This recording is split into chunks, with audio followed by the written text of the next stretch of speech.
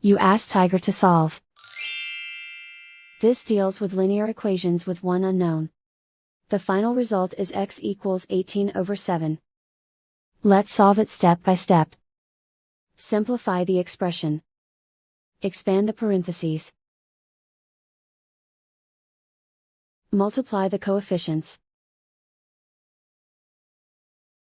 Simplify the arithmetic.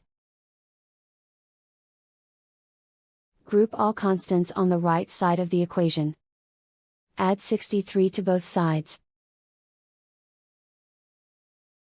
Simplify the arithmetic.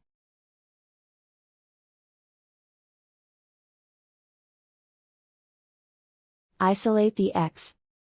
Divide both sides by 42.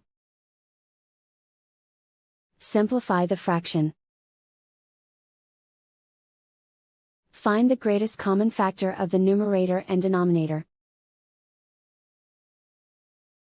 Factor out and cancel the greatest common factor. And so the final result is x equals 18/7.